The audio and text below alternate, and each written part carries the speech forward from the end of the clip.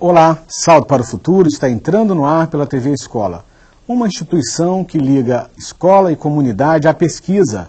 O Museu de Ciências é uma porta de entrada para desmistificar a atividade científica e o trabalho do pesquisador, popularizando e debatendo a ciência como parte da cultura de todos nós.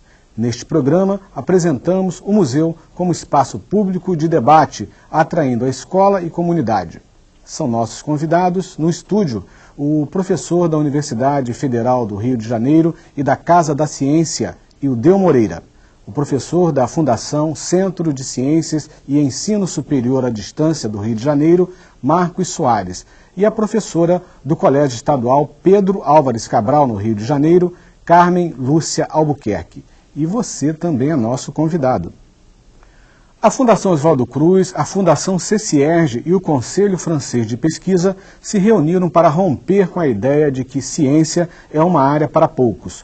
Juntos, organizaram um projeto que promove o diálogo entre sociedade e comunidade científica. Confira na reportagem.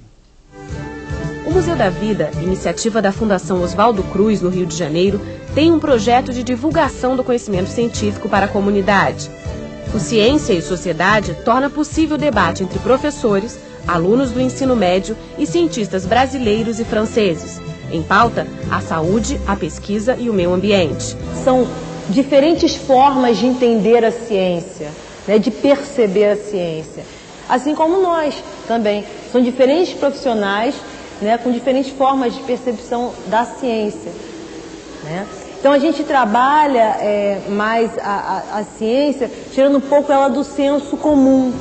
Os debates giram em torno de 3 temas centrais: água, renovação energética sustentável e biodiversidade. Sempre reforçando que é uma questão de cidadania garantir o acesso a essas informações científicas.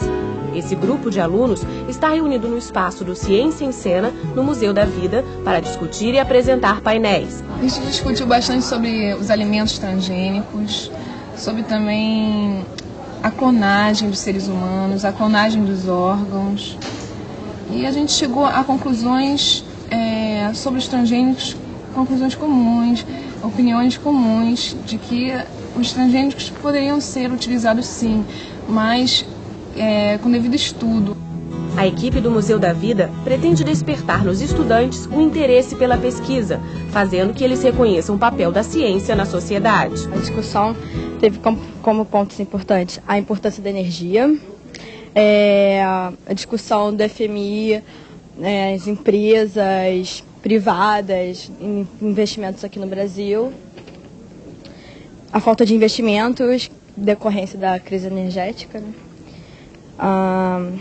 O racionamento, a utilização do gás natural. A gente conseguiu estender o tema muito para fora, tipo assim, da crise da energia. A gente foi procurar as origens, as raízes e, assim, as possíveis consequências disso e começar a pensar soluções.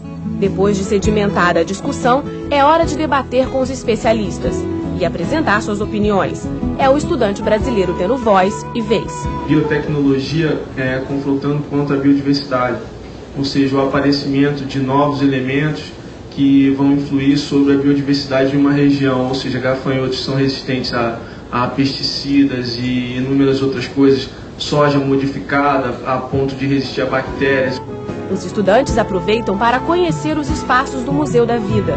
Eles se reconhecem como integrantes desse processo em que a ciência e a tecnologia fazem parte do seu cotidiano.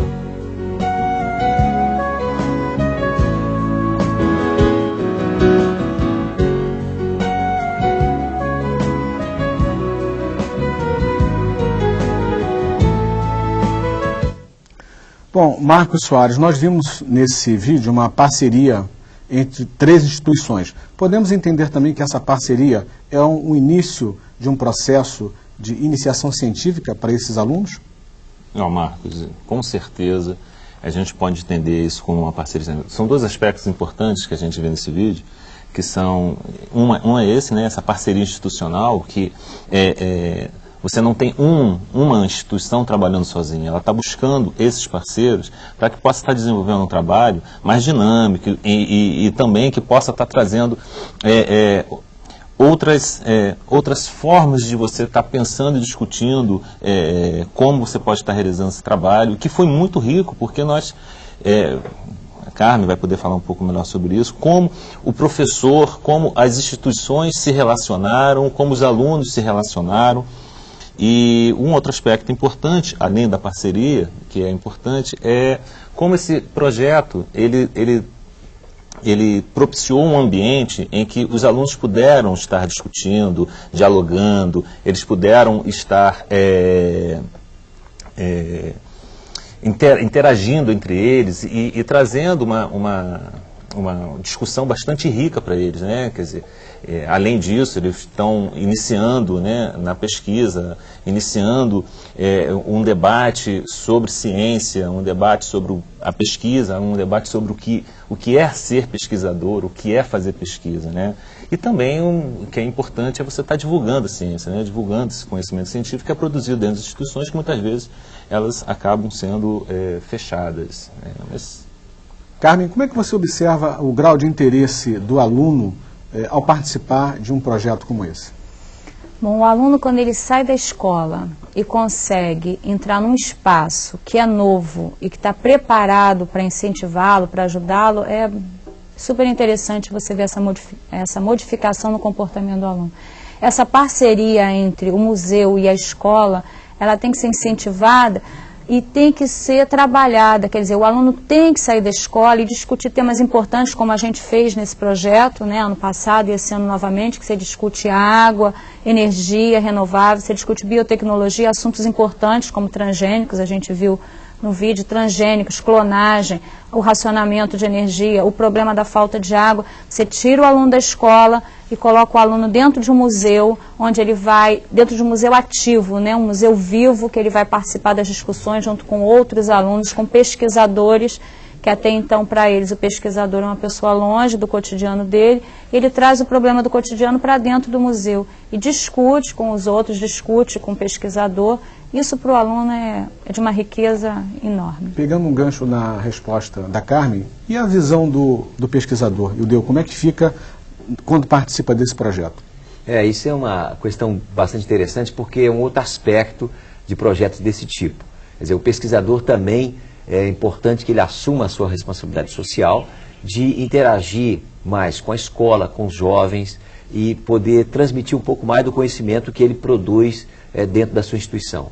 Então, esse tipo de projeto, ele consegue também colocar o pesquisador em contato com os jovens, o que faz com que haja um processo de desmistificação da ciência, da desmistificação da figura do cientista, que usualmente é colocada de uma maneira muito idealizada. Quer dizer, o cientista está lá para discutir com os estudantes, de uma maneira em que os temas polêmicos da ciência também são levantados, e esse é um aspecto que a Carmen colocou, que temas polêmicos estão todo o tempo presentes na ciência, porque a ciência é uma atividade socialmente condicionada, então ela tem aspectos, tem limitações, tem aspectos éticos envolvidos na sua prática, tem interesses por trás da ciência, e é fundamental que todos esses aspectos, todas essas, digamos assim, todo esse entorno da produção científica seja discutido, e aí nada melhor do que aproximando os jovens, professores e o cientista.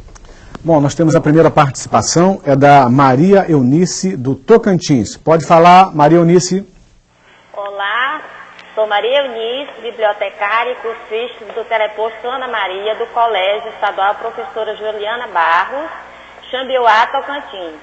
Segundo o tema de hoje, baseado na realidade interiorana, gostaria de saber como podemos trabalhar esses itens, isto é, museu, escola, comunidade e pesquisa, sendo que os alunos não conhecem um museu, ou melhor, não há em nossa comunidade. Obrigado, boa noite. Obrigado a você também, Maria Eunice, volte sempre. Carmen, como você responde essa pergunta? Um fato que vem se tornando comum, uma pergunta comum, já tivemos essa pergunta ontem, ou seja, cidades onde o equipamento museu é inexistente, como é que a escola pode fazer esse tipo de parceria? O que você sugere? Eu acho que para uma cidade que realmente não tem um museu para fazer essa parceria, a coisa tem que ser criativa. Acho que as pessoas têm que criar, se juntarem, né, se organizarem, criarem locais que possam ser utilizados e fazerem parcerias, de repente, com universidades, com outras instituições, e que possam criar esse espaço em que o museu, ele seja até criado nessas cidades mesmo, né? Uma ausência dele, então cria-se um espaço onde você possa ter um museu interativo. Não aquele museu, né, com aquelas peças inertes que você passa por ele só observando, mas um museu que você possa estar construindo conhecimento. O IDEU também tem uma opinião sobre esse assunto, né? Você fala em mobilização. Como é que é esse assunto? Como é que é esse tema? Isso como a Carmen estava dizendo, quer dizer, no Brasil o número de centros de ciência e museus de ciência é muito baixo. Então a maior parte dos municípios não tem museus mesmo. Então a gente pode abordar isso de vários aspectos. Um é esse aspecto de a escola pode fazer muita coisa apesar de não ter museu. A natureza é um museu vivo. Quer dizer, tem que ser explorado também o espaço fora da escola. E os professores da escola atuando em conjunto com outras escolas, ou até mobilizando universidades, ou faculdades, ou institutos de pesquisa que existirem na região, eles também podem colaborar nessa atividade. E provocar até a criação de museus e centros de ciência, que é um grande problema brasileiro. Quer dizer, existe hoje, atualmente, um movimento entre sociedades científicas, sociedade de centros e museus de ciência, que estão buscando criar um programa nacional para a criação de centros e museus de ciência. E seria importante que todo mundo nas suas áreas colaborasse com isso. Agora a participação do João Batista, do Tocantins. Pode falar, João. Boa noite, Marcos. Eu sou o João Batista, orientador de aprendizagem do teleposto do Colégio Adolfo Bezerra de Menezes, Araguaína, Tocantins. A região norte possui poucos museus e a maioria das escolas não tem acesso a eles, seja pela ausência destes no município ou pela falta de recursos financeiros para se chegar ao mais próximo. Perguntamos, o que nós, educadores, poderemos fazer como alternativa, é claro, para atender aos alunos, considerando a importância destas informações para a aprendizagem de nossos estudantes. Boa noite e um abraço dos nossos cursistas. Obrigado a você, João Batista, pela sua participação. Volte sempre. Marcos, tomando como base a experiência de parceria entre o CCIERJ, a Fundação Oswaldo Cruz e a instituição francesa, esse também pode ser um caminho para solucionar essa carência de instituições em diversas regiões do país? Com certeza, Marcos. Olha só, João, o caminho realmente é você estar buscando essas parcerias, como o Ildeu já falou, essas parcerias não só com outras escolas, com outros professores, e indo também nas universidades ou centros de pesquisas que tenha na sua região, buscando, de alguma forma, uma contribuição dessas outras instituições para que você possa estar discutindo não só esse conhecimento, mas também como você pode estar construindo esses espaços, né, na sua cidade. Eu acho que é fundamental você estar realmente buscando essas parcerias. Eu acho que é um caminho hoje que você... É um caminho que, se você realmente tomar, você vai encontrar bastante diálogo e bastante troca de ideias, e aí você vai ter um crescimento bastante grande, e eu acho que você vai conseguir construir coisas bem bacanas na sua região, na sua cidade. E certamente pode ser que alguém até esteja pensando como ele, né? E o importante é trocar essas Exatamente. ideias. Em relação ao trabalho que um professor deve desenvolver em parceria com o Museu de Ciência, quais são as premissas do início desse trabalho? O que o professor deve buscar em primeiro lugar? Ele não tem um tema, ele não sabe como chegar ao museu, mas percebe que essa parceria é importante. Como é que é esse pontapé inicial? Bem, a primeira iniciativa deve ter uma iniciativa no sentido de buscar o museu para fazer... Eu acho que não importa, inclusive, o primeiro ponto, o ponto de partida. Quer dizer, eu acho que o professor pode buscar o museu, mesmo que ele não tenha uma ideia clara de como fazer isso, lá ele vai encontrar um espaço de ajuda, vai ter certamente exposições no museu, que quase todos eles têm, tem atividades permanentes, então, e tem uma equipe de pessoas que já tem esse tipo de experiência, esse tipo de atividade, então certamente, mesmo que ele não tenha uma ideia, fixa de como interagir, ele vai encontrar um apoio. Se ele já vem com uma ideia, alguma expectativa, alguma pergunta, alguma carência, alguma demanda da sua escola, ou da própria turma, ou dele mesmo, isso certamente ele vai poder encontrar uma ajuda no museu. Agora a pergunta da Bruna, do Rio de Janeiro. Pode falar, Bruna? Sabendo que muitos alunos do curso normal concluem o curso sem ao menos ter visitado o museu ao longo do curso, e que para um futuro professor, mais do que uma visita, é necessário estar apto para então sensibilizar as gerações mais jovens. Pergunto, pensando em uma escola com curso normal, situada distante dos grandes centros culturais, que não desenvolve nenhum projeto com museus, como deve iniciá-lo? Como deve ser esse primeiro passo? Muito obrigado, Bruna, por sua participação. Carmen, você passou por esse problema no curso normal? A gente aqui no Rio de Janeiro tem um pouco menos de problema, não é? Porque a gente tem uma área cultural, né, boa em termos de museu. O que eu senti na minha época, né, que fui lá, fiz meu normal, era o que a gente tem hoje, que é o museu preparando o professor para trabalhar no museu.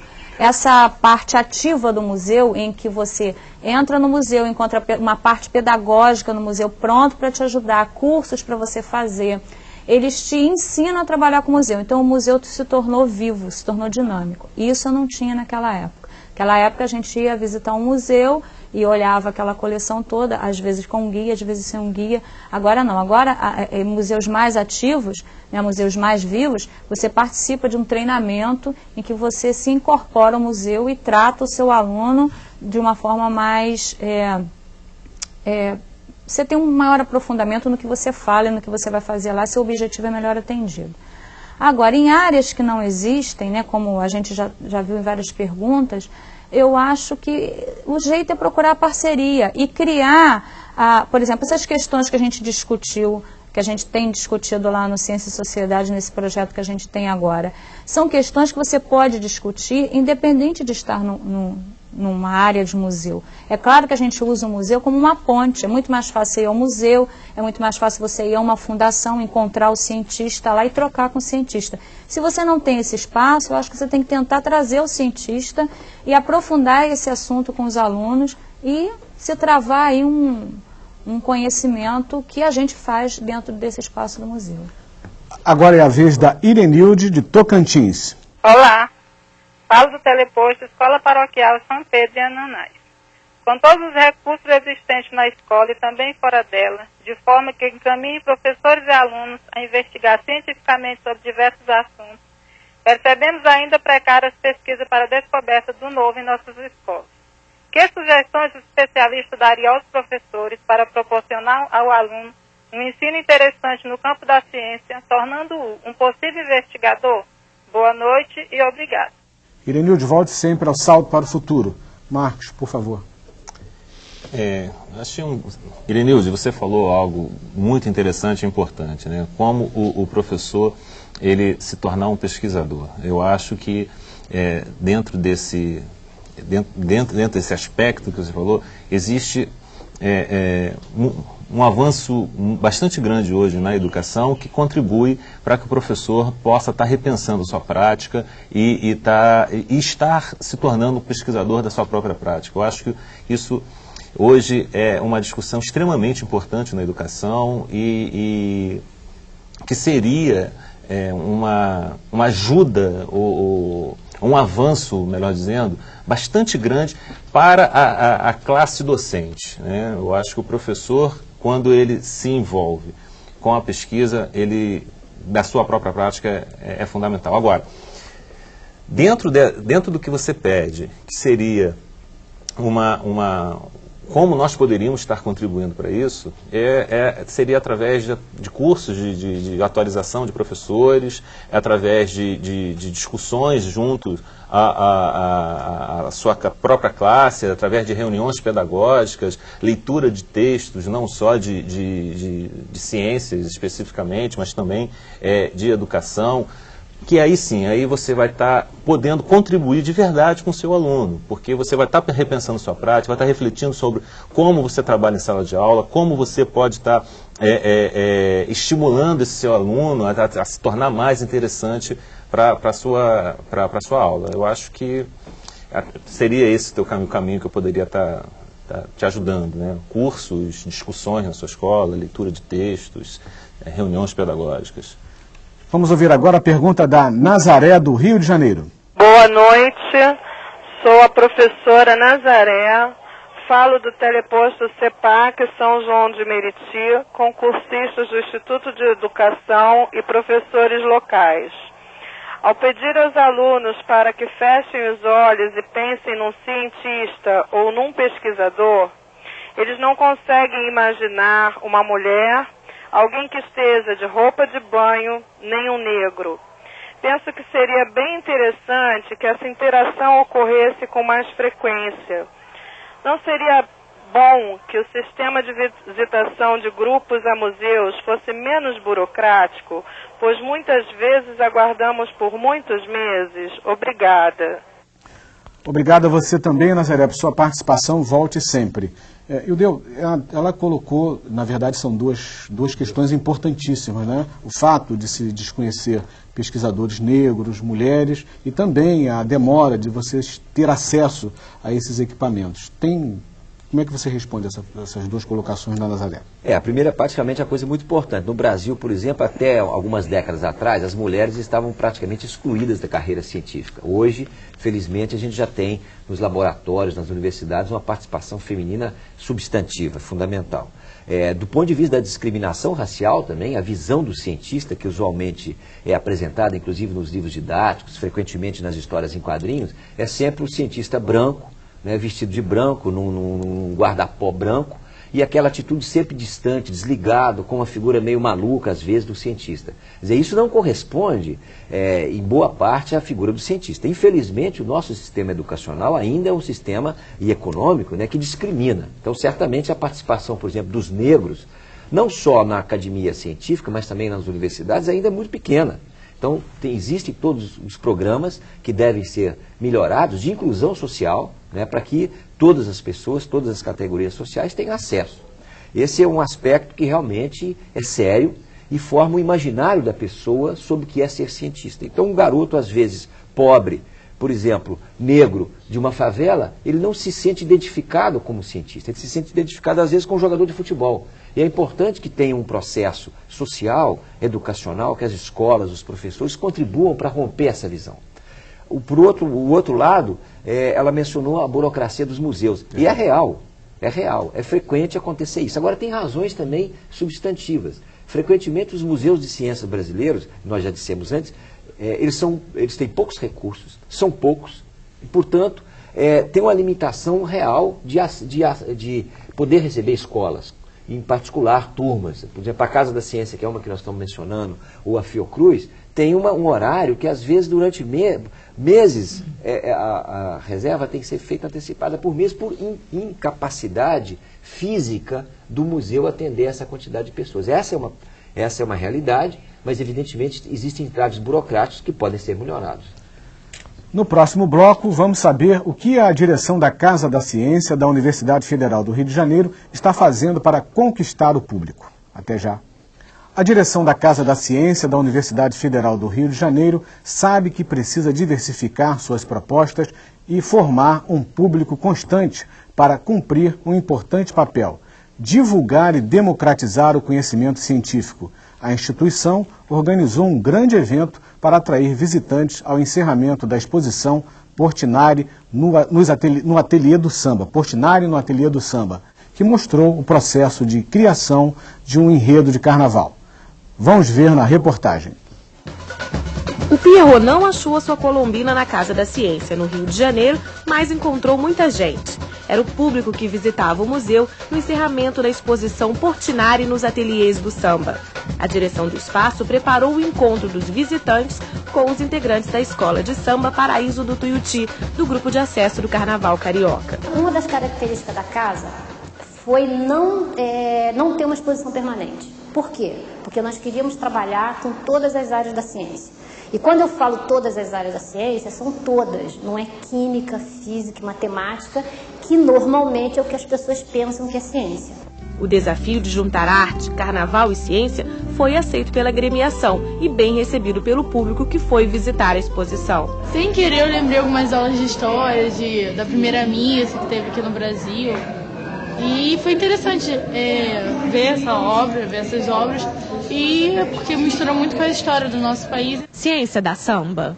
Dá, tanto que dá, que já tem, né? Porque a ciência é tudo na vida. Nós somos os cientistas do samba, né? Um espaço como esse é altamente neutro da cultura do carnaval, e eu tenho certeza que as pessoas que passaram por aqui são pessoas que não têm nada a ver com a cultura do carnaval, tem só uma visão, às vezes até muito distorcida do que é o carnaval, e se depara com essa cultura que nós preparamos durante 364 dias do ano, porque nós desfilamos, né? O carnaval é uma das principais expressões da cultura popular.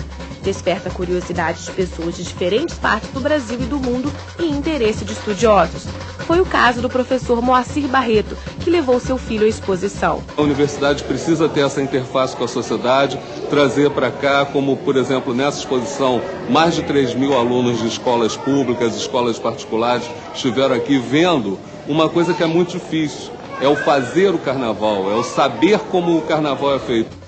Vendo, fazer e ouvindo o acontecer do carnaval. Que o diga o seu Jurandir, dono da carteira número 1 da Escola Paraíso do Tuiuti. Quando eu entrei na escola, eu estava com 8 anos. Em 1935. Ainda usava aquelas camisolas, de botão aqui. Eu tocava chocalho. Aqui não é só pegar, não. Esse nome desse prato aqui, eu botei o nome nele. É PFR. Sabe o que quer dizer? Prato feito reforçado. A velha guarda da Escola Paraíso do Tuiuti compareceu ao encerramento da exposição Portinari nos ateliês do samba e fez a festa na Casa da Ciência. A emoção do desfile agora está aqui. E assim como na avenida, tudo acabou em samba. O carnaval o tempo inteiro tem mostrado para todos nós o tamanho da tua força de cultura.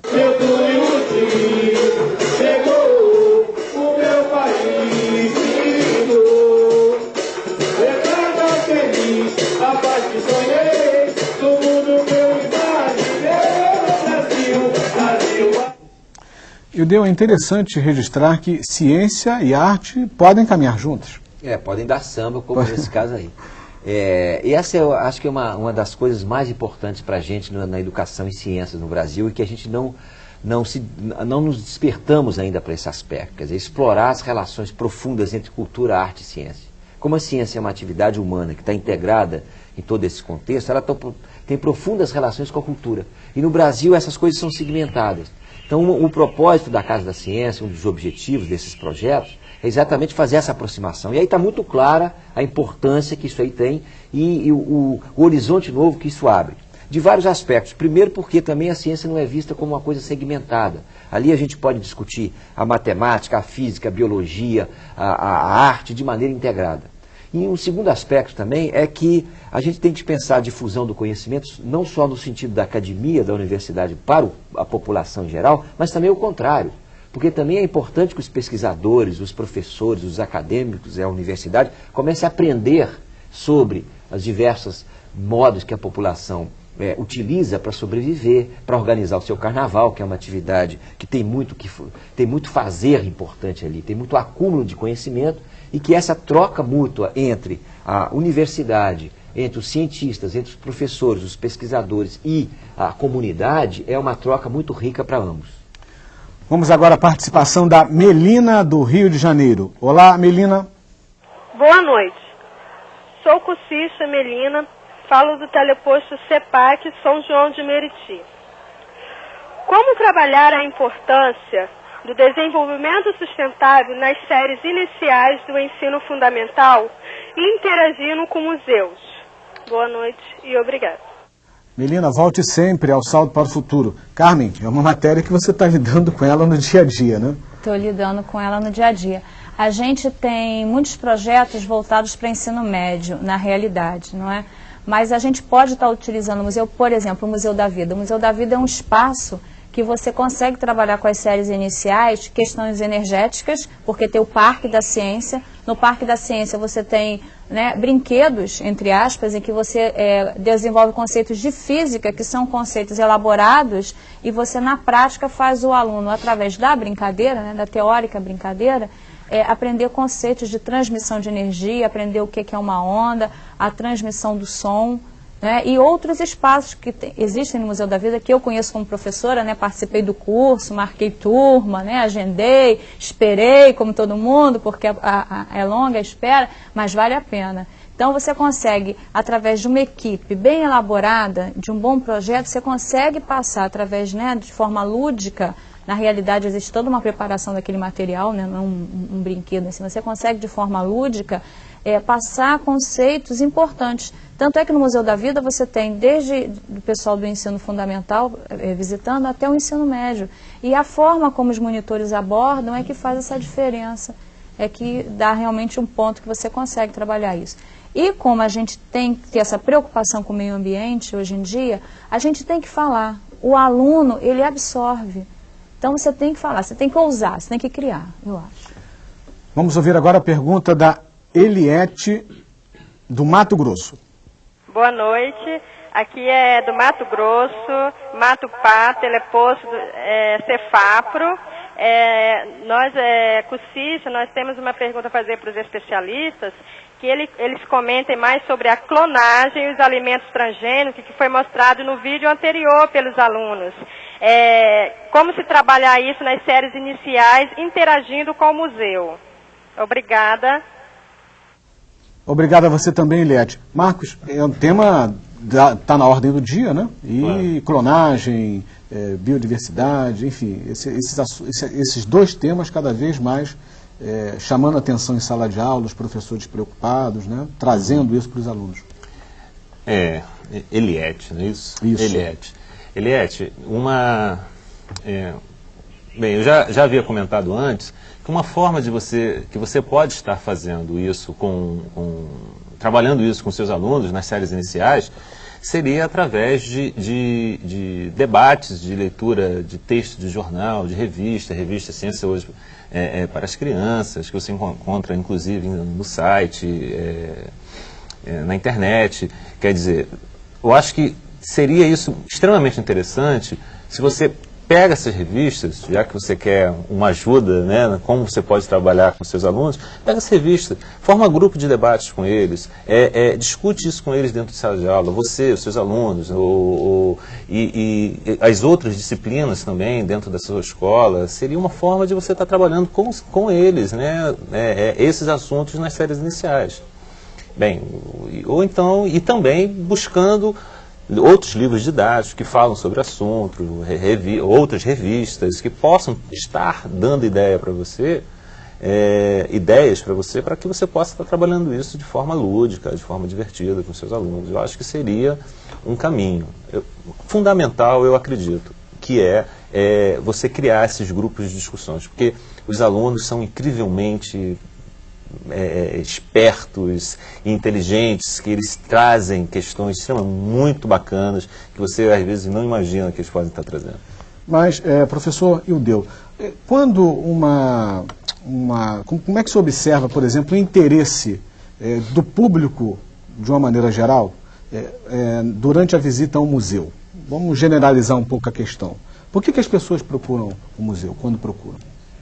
Procuram das maneiras mais variadas. Uma questão clássica que se existe em museu são as exposições, né? Frequentemente se organiza exposição em torno de um tema.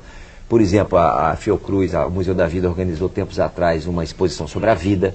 A Casa da Ciência organizou essa exposição sobre Portinari, organiza exposições sobre energia, e que frequentemente isso é difundido nos jornais, é anunciado, e as pessoas vão para lá porque têm curiosidade de ir a uma exposição, levar o filho, os amigos, etc., para aprender um pouco mais. Essa é uma atividade que os museus desempenham. Isso também está correlacionado profundamente com o trabalho escolar, né? Uma vez que tem uma exposição no museu as escolas frequentemente querem levar as turmas para ter uma atividade mais dinâmica, mais divertida, e programam-se para ir. Então essa é o público hoje dos museus brasileiros, em torno de 60% é público escolar.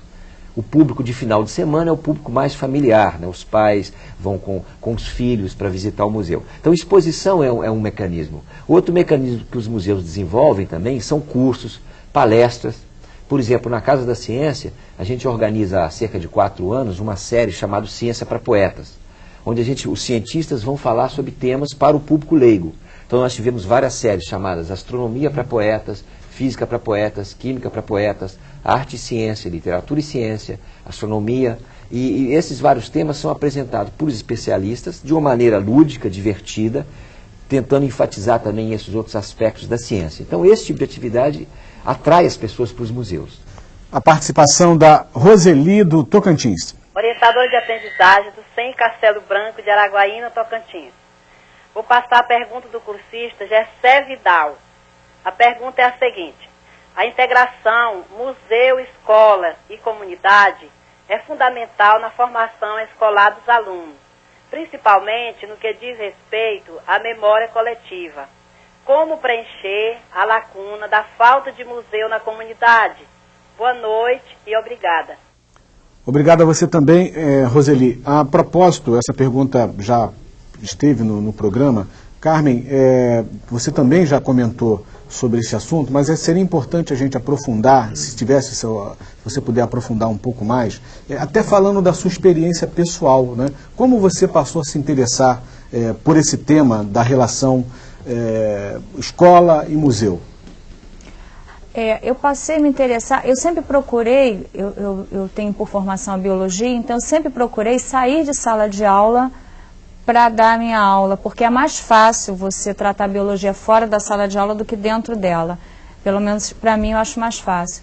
E aí, conforme você vai usando e vai saindo de sala de aula, você vai encontrando alguns caminhos a serem seguidos. Eu acho que a falta, né, que está sendo colocado várias vezes, essa falta de uma área cultural, né, um museu determinado, como a gente tem aqui, né, Casa de Ciência, Museu da Vida, que realmente facilitam muito o trabalho da gente, né, porque auxiliam muito a gente. Eu acho que a forma é você criar espaços, é você se organizar, várias escolas, de repente tiverem um galpão. A gente tem alguns espaços de ciências aqui no Rio que funcionam dentro de galpões, né, com material improvisado, com criação de oficinas com os alunos. Eu acho que criar essas oficinas com os alunos, trocar ideia, alguém sempre sabe um pouco mais do que a gente. Então, a gente criar a ideia e criar essas oficinas, criar, de repente, um espaço dentro da comunidade, e aquilo vai crescer, e vai haver interesse, vai haver um movimento ali de procura. Eu acho que, no fim, acaba se criando um local, né, de se fazer ciência, de se estudar todo tipo de assunto. Um minutinho só, Marcos. Vamos à participação da Natália, do Rio de Janeiro. Sou Natália, do Teleposto de Maricá, e estudo no Colégio Lisiário Mata. Gostaria que a respeitosa mesa apresentasse algumas atividades dinâmicas que poderiam ser trabalhadas antes e após uma visita ao museu. Obrigada e boa noite. Muito obrigado a você também, Natália. Marcos, você tem algumas ideias, assim, que pudesse sugerir para a nossa Natália? Natália, eu acho que algumas atividades que você pode fazer antes e depois, eu acho que é fundamental quando você vai num museu, antes de você conhecer, né, o espaço que você está visitando. Eu acho que isso é fundamental, né, porque quando você vai com o seu aluno, você você sabe o que vai trabalhar com ele, né, porque antes você visita, você prepara os seus alunos para aquela visita. Depois da visita, você pode estar dentro de sala de aula trabalhando diversos assuntos que foram discutidos naquela sua visita. Também não prender essa visita, é óbvio, a um exercício, a uma coisa que os alunos se sintam obrigados, né, a estar fazendo um exercício posterior. Mas eu acho que funciona. Eu sou professor também, eu já tive oportunidades de fazer visitas em que eu não fui com meus alunos antes e foi um desastre, como também fui anteriormente, assisti, inclusive foi no Museu da Vida, assisti uma peça que na época estava passando, estava em cartaz, vamos dizer assim, lá no Museu da Vida, e depois eu fiz um trabalho sobre Galileu com os meus alunos, e posteriormente à visita com os meus alunos, eles produziram trabalhos maravilhosos, espetaculares, e eu acho que como uma atividade que a gente pode estar estar fazendo com que nossos alunos sejam essas, né? Primeiro, mas antes de tudo, você tem que visitar seu espaço. Conhecer o ambiente. Conhecer o ambiente, isso é fundamental. Ivani, de Goiás. Boa noite. A mesa estava comentando agora há pouco a respeito do preconceito quanto à mulher, o negro, enfim, vários segmentos que ainda sofrem o estigma do preconceito. E nós gostaríamos que a mesa oferecesse sugestões de atividades inclusivas para que a gente combata essas questões que interferem na vida de todo o povo brasileiro. Um abraço, boa noite. Muito obrigado por sua participação. Nós já comentamos esse assunto, né, professor? E ela solicita que façamos algumas iniciativas ou sugestões que possam quebrar essas resistências e tratar do processo de inclusão, é o sentido da pergunta dela. É um processo que eu acho que pode ser feito com proveito, que tem sido feito em alguns países, é levar cientistas, por exemplo, cientistas negros, para a escola, para discutir a sua experiência pessoal. Como é que ele se realizou, como é que ele se educou, como é que às vezes muitos deles, com muita dificuldade, conseguiram chegar e ter uma profissão que ele gosta dela, etc. Então, levar pessoas que foram discriminadas, que passaram por uma experiência pessoal difícil e que conseguiram superar essas diversas barreiras, eu acho que é uma atividade importante, que pode ajudar bastante, porque mostra que é possível algumas pessoas superarem isso. Outro processo é também realizar uma discussão dentro da escola, às vezes também com parcerias com museus, em que esse tema seja abordado com profundidade, quer dizer, trazer pessoas, ver na situação real da escola como é que isso se dá, porque a discriminação é uma coisa muito sutil às vezes, né? Ela se dá das formas mais variadas. Então, para romper isso é muito difícil. Quer dizer, o preconceito está em todos nós, então é muito difícil, tem que ser um processo coletivo de educação, a gente começar a romper isso. Existe também uma outra iniciativa que está sendo pensada no Brasil e que acontece em outros países, que é a produção de material didático voltado especialmente para essas comunidades, para esses segmentos sociais, para estimular a própria autoestima. Quer dizer, é fundamental estimular a autoestima do segmento discriminado para que ele veja que é possível romper com as barreiras da discriminação. Agora quem participa é o Sebastião, do Tocantins. Alô, meu nome é Sebastião. Estou falando do CEM, Rui Brasil Cavalcante, em Mira Norte do Tocantins. A minha pergunta é a seguinte: na nossa região, nós não temos museu, mas nós temos aqui a idealização de montarmos um pequeno projeto de coleta de informações que venha retratar a história da nossa cidade. Eu gostaria de saber qual seria uma orientação para que a gente conseguíssemos realizar esse projeto dentro da mais alta qualidade. Sebastião, muito obrigado por sua participação. Marcos, por favor. Eu acho que algumas formas que você pode estar fazendo isso, obviamente, é buscando fontes seguras, né? Se você quer fazer essa coleta de informações, né, da história da sua cidade, você tem que buscar fontes seguras, né? Não só bibliotecas, mas também com pessoas que viveram esse momento na sua cidade. Essa é a melhor maneira que você tem, né, de estar buscando essas coletas de informações. Seria basicamente dessa maneira. Seria o mais importante para você. Agora, é uma iniciativa belíssima. Eu acho que é muito importante. Você está resgatando a história da sua cidade, dessa sociedade que você vive. Eu acho que é uma iniciativa belíssima. Você está de parabéns. Parabéns mesmo. Professor Ildeu, como é que o senhor observa o interesse do cientista pela cultura popular? Cada vez mais nós estamos percebendo e acompanhando que o popular, né, enquanto cultura, tem uma riqueza muito grande. Como os cientistas estão mergulhando nessa cultura popular? Como é que eles estão indo a fundo também? Não só na questão dos remédios, mas nos relatos, enfim. Como é que o senhor tem acompanhado isso? Na área da ciência, tem os cientistas, digamos assim, ligados a áreas de ciências sociais e ciências humanas, que já tem uma tradição na antropologia, história, sociologia, etc., de analisar a sociedade, os conhecimentos locais, a história, etc. Nos últimos anos tem havido um interesse crescente por também resgatar conhecimentos populares, que eventualmente não são colocados como ciência, mas que são conhecimentos importantes.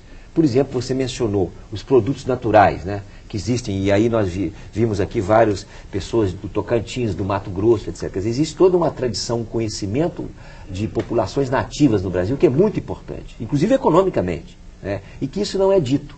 Frequentemente a ciência tem uma postura meio distanciada desses conhecimentos. Então, agora existe um interesse maior de várias áreas da ciência, por exemplo, nas áreas de ciências biológicas, mas mesmo em astronomia, por exemplo. Quer dizer, existe todo um conhecimento muito interessante dos indígenas brasileiros, como é que eles descreviam o céu. Existem trabalhos recentes sendo feitos sobre isso, que são muito interessantes. Resgata a maneira como as populações indígenas brasileiras olhavam o céu, diferentemente da visão ocidental nossa. Depois do intervalo, nossos convidados fazem as suas considerações finais sobre o tema de hoje, a relação entre museu, escola e comunidade. Salto para o Futuro volta já.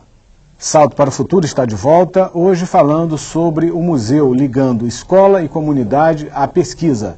A partir de agora, os nossos convidados destacam os principais pontos do debate. Carmen, suas considerações finais. A gente estava comentando, a mesa estava comentando na falta de museus e no que a vontade do professor de procurar um espaço para trabalhar, para desenvolver os seus alunos.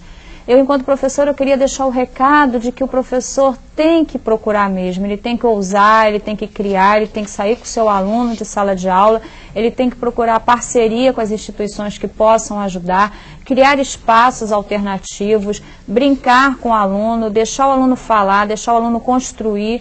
Ele vai conseguir, com certeza, montar alguma coisa, e aquele que tem o espaço, que ele utilize esse espaço, que ele saia de aula, que ele perca esse medo de sair de sala de aula com o aluno, porque é muito prazeroso, tanto para o professor quanto para o aluno. São novas possibilidades que se abrem, são novos estágios, são novas profissões, enfim, o aluno cresce com isso e o professor fica contente com isso. Carmen, sair de sala de aula não atrapalha um pouco a rotina da escola? Como é que vocês organizam isso? A gente tenta organizar de forma que não prejudiquem outras aulas, né, e tenta ter a colaboração dos colegas, né, de outras áreas e da direção da escola, porque na realidade esse atrapalhar ele é relativo, porque o grupo que sai da escola, ele volta com uma bagagem muito grande e que pode depois ser multiplicada em sala de aula em outras turmas. Obrigado, Carmen. Marcos, suas considerações finais.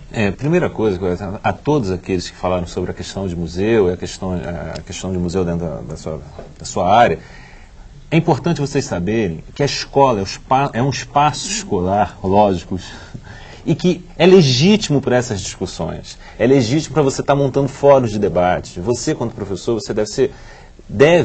você é e deve ser autônomo dentro da sua escola para estar realizando esses fóruns de debate, e que a escola é esse espaço que você pode estar gerando bastante discussão, e essa discussão ela pode ultrapassar os muros da escola. Então, primeiro recado quanto professor, você quanto professor, cara, você pode realmente ser bastante autônomo e bastante útil nessa criação desses espaços. E segundo, falando também da importância de você estar buscando esses espaços. O CCERJ é um espaço que você pode estar entrando no nosso site, você vê as nossas parcerias, os nossos projetos itinerantes para o interior do estado. O nosso site é o www.ccrj.rj.gov.br, e que você realmente, se você quiser, você tem oportunidade bastante grande para quem é do Rio de Janeiro. Infelizmente, para quem não está longe, a gente não pode estar atendendo. Mas venha a nós, procure a gente no CCERJ, que a gente pode estar contribuindo nesse espaço para vocês. E o Deu? Bem, eu acho que duas considerações finais eu faria. A partir dessa discussão nossa aqui. A primeira delas é que é fundamental a gente renovar o ensino de ciências no Brasil. Isso é uma coisa clara, e várias dicas já foram dadas aqui, em particular pela Carmen, da importância da gente trabalhar da ciência de uma maneira mais divertida, mais aberta, fazer experimentos, estimular a curiosidade. Ciência é isso, é a observação da natureza usando a mão, a cabeça e também o coração. O sentimento também é importante na sua relação com o mundo. Então essa renovação do ensino de ciências no Brasil pode ser feita em cada escola, com o professor, mesmo com meios modestos, numa cidade que às vezes não tem ligação com o museu, com uma universidade, pode fazer isso. Então essa palavra de que todo mundo pode fazer a sua atividade, estimular, fazer o ensino de ciências mais vivo, mais dinâmico, eu acho que é um ponto importante. O segundo deles é essa lacuna que todos vocês praticamente nos cobraram aqui, né? Que é uma cobrança que a gente tem que fazer ao poder público brasileiro. Por que essa enorme lacuna em centros e museus de ciência no Brasil? Existem hoje algumas atividades, eu convido a todos vocês a se juntarem a nós nessa discussão, nesse processo. Quer dizer, existe uma discussão hoje que está sendo capitaneada pela Associação Brasileira de Centros e Museus de Ciência, que visa a criação de um programa nacional para popularizar a ciência. E uma dessas linhas desse programa é criar espaços em que possam ser criados museus desse tipo. Um deles, por exemplo, a maior parte das cidades brasileiras tem um espaço público ou tem uma estação de trem que poderia ser usada. Certo. Então é fundamental que a gente se una nessa luta comum. Endereço na internet, rapidamente? Nós temos aí o endereço da Casa da Ciência na internet, que pode, esse programa que nós estamos falando, vocês podem falar sobre ele com a gente, é www.casadaciencia.frj.br. Muito obrigado. Salto para o Futuro de hoje fica por aqui. Eu quero agradecer as participações do Ildeu Moreira, pesquisador da Universidade Federal do Rio de Janeiro e da Casa da Ciência, do professor Marcos Soares, da Fundação Centro de Ciências e Ensino Superior à Distância do Rio de Janeiro, e da Carmen Lúcia Albuquerque, professora do Colégio Estadual Pedro Álvares Cabral, no Rio de Janeiro. No programa de amanhã, vamos debater o Museu que Viaja. Vamos falar sobre itinerância. Eu conto com a sua participação. Até lá.